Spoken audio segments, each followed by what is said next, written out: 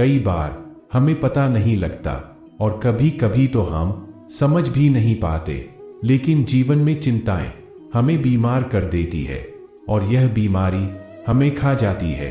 ऐसी ही एक कहानी आज हम अपने चैनल रुद्र ज्ञान पर लेकर आए हैं। तो चलिए कहानी की शुरुआत करते हैं। पहाड़ी के ऊपर एक महात्मा रहते थे जो उस गांव में बहुत ही कम आया जाया करते थे। वह बहुत ही कम लोगों से मिलते और बहुत ही कम लोगों से बातचीत किया करते थे। उन्होंने अपने जीवन को ऐसे बनाया था जैसे कि जीवन उन्हीं तक सीमित हो, लेकिन गांव के मुखिया बहुत चिंतित रहते थे। सब कुछ होने के बाद भी उनका मन हमेशा बेचैन रहता था। वजह क्या है, इसके बारे में उनके दिमाग में कभी कभी ख्याल आता था, लेकिन उन्हें कुछ कारण समझ नहीं आता। एक दिन उसने सोचा शायद महात्मा के पास जाने से उनको इस समस्या का हल मिल जाए। जब वह महात्मा के पास गए तो उन्होंने देखा वह महात्मा अकेले एकांत में बैठकर ध्यान कर रहे हैं। उनकी उस कुटिया में हर तरफ शांति थी और उस पहाड़ी की चोटी से पूरा गांव बहुत ही सुंदर दिखाई दे रहा था।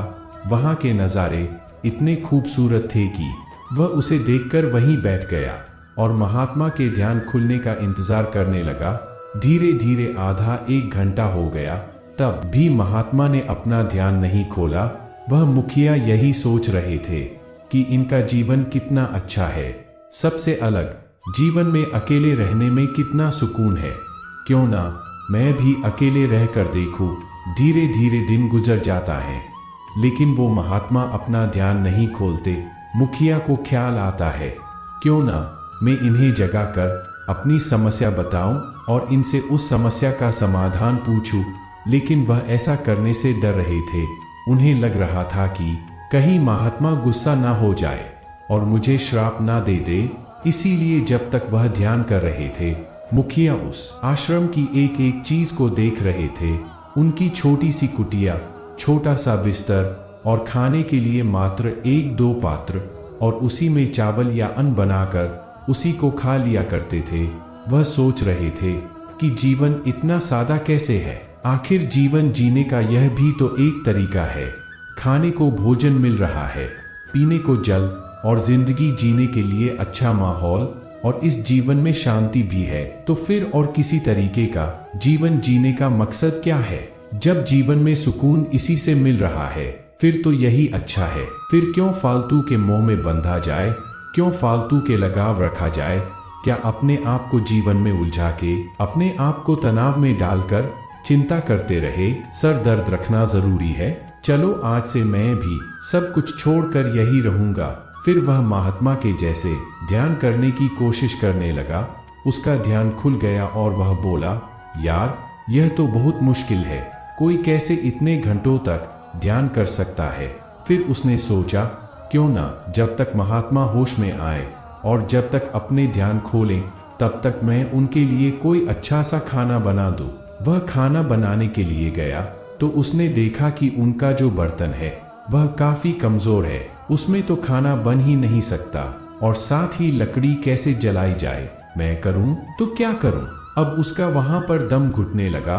वो परेशान होने लगा, यहाँ जीवन इतना मुश्किल कैसे है? आखिर कैसे यहाँ पर दिनचर्या काटते हैं? मैं तो परेशान हो गया। चलो फिर से ध्यान करने की कोशिश करता हूँ, और फिर से ध्यान लगाने बैठ जाता है। अपनी सांस को रोकने की कोशिश करता है। लगभग 2 मिनट बीतते हैं तो उसका ध्यान फिर खुल जाता है। वह कई बार कोशिश करता है, लेकिन हर बार असफल हो जाता है। आखिरकार महात्मा का ध्यान खुल ही जाता है। मुखिया उन्हें प्रणाम करता है और बोलता है, हे महात्मा, मैं आज कई समय से आपके आंख खोलने का इंतजार कर रहा हूँ, कृपा करके मेरा मार्गदर्शन करें। उन्होंने बोला, क्या मदद चाहिए? तुम यहाँ पर क्यों आए हो? उसने बताया कि मैं कई दिनों से परेशान हूँ, मेरा मन बहुत व्याकुल है, मैं बहुत चिंतित हूँ और मुझे लगता है कि मेरी जिंदगी में बहुत सारे तकलीफ है, कृपा करके कोई समाधान बताए। महात्मा मुस्कराए। वो बोले, मैं तुम्हारी समस्या दूर कर दूंगा, लेकिन इसके लिए तुम्हें उसे मेरे पास लाना होगा, क्योंकि मुझे तो नहीं दिख रहा कि तुम्हारे पास कोई व्याकुलता है या कोई समस्या है।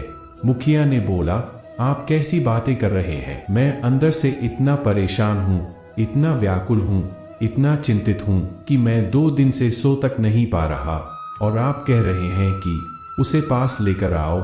महात्मा ने कहा, हाँ, अपनी समस्या, अपनी व्याकुलता को मेरे पास लेकर आओ। उन्होंने इस शब्द का 3 बार इस्तेमाल किया। तुम अपनी व्याकुलता को मेरे पास लेकर आओ। तुम ध्यान से सुनो कि मैं क्या कह रहा हूँ। तुम उस व्याकुलता को मेरे पास लेकर आओ। उस इंसान का दिमाग अचानक घूम सा गया।